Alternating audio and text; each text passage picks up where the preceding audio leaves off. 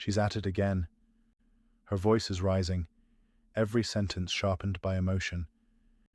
She's bringing up things that happened months ago, maybe years ago, and you feel that old familiar pull, the instinct to defend yourself, to prove your point, to fix what's spinning out of control. You take a breath, you almost speak, but this time, something inside you shifts. You stop, you listen, and you say nothing. For a moment, the air changes. Her rhythm breaks. Her voice trembles in the space your silence creates. The argument has nowhere to land because you've stopped giving it oxygen. That's when you realize silence isn't weakness. It's control. It's clarity. It's command. The moment of choice. Every man knows this moment when emotions rise and logic disappears. It's the split second where you decide whether to lose yourself or master yourself. The untrained mind reacts. The disciplined mind observes. The difference between those two choices determines who holds the power in that room. And it's not about gender or who's right or who wins. It's about who remains centered when everything else is unbalanced. The psychology of reaction. Most people argue to release emotion, not to solve anything. They want you to join their chaos so they can feel understood. And the moment you react, you've joined their storm. But when you stay still, you break the pattern. You refuse to provide the fuel that keeps conflict alive. That's where your power begins. Silence changes the energy in the room because it interrupts the rhythm of escalation. It forces reflection. It forces the other person to confront their own intensity without your resistance to absorb it. The science of composure neuroscience backs this up. When you stay calm under pressure, you activate the rational centers of your brain and deactivate the parts that feed fight or flight. You think more clearly, perceive more accurately, and choose more intelligently. The opposite happens when you react emotionally. Adrenaline takes over, tunnel vision narrows your awareness, and you start defending pride instead of truth. Emotional control isn't just discipline, it's strategy. The art of the pause. Silence isn't just the absence of words, it's the presence of self-control. It says, I'm here. I see everything, but I'm not ruled by it. When you pause instead of reacting, you project stability, and stability is magnetic. It makes people slow down, match your rhythm, and listen differently. You don't need to raise your voice when your presence already fills the space. That's what real authority sounds like. Not louder, just steadier. The mirror effect. When you meet anger with silence, you hold up a mirror. People begin to hear themselves, their tone, their words, their energy. And in that reflection, they often calm down. You didn't argue. You didn't fight.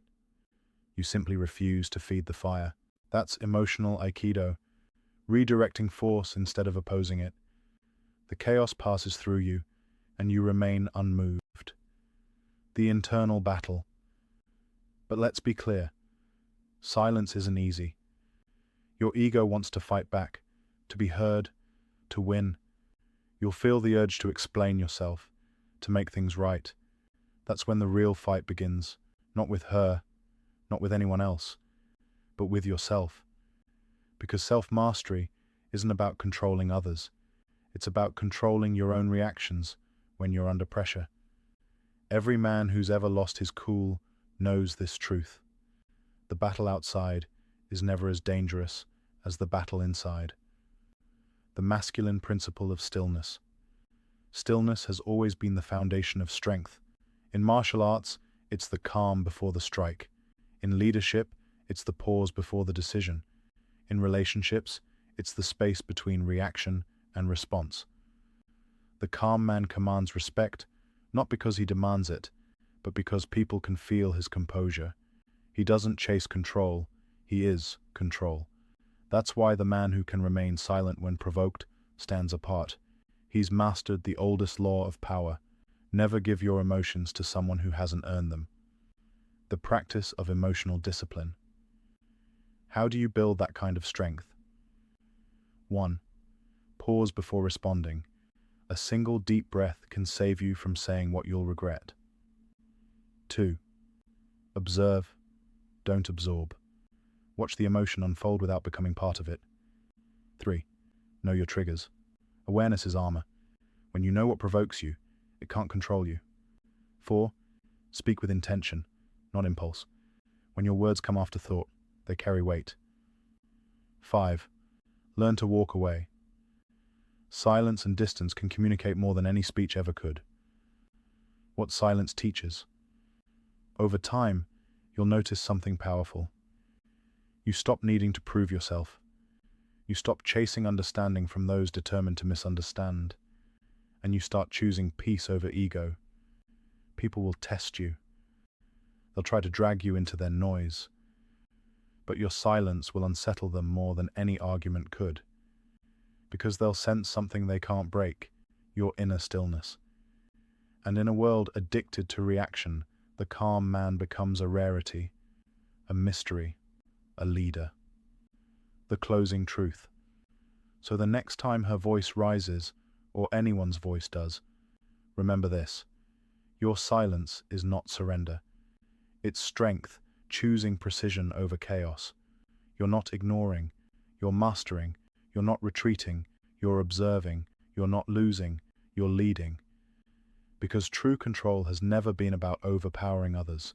It's about mastering the one person you actually can, yourself. And when you can do that, you become the calm in every storm, the anchor in every argument, the quiet voice that everyone eventually listens to. Because sometimes, the most powerful thing a man can say is nothing at all.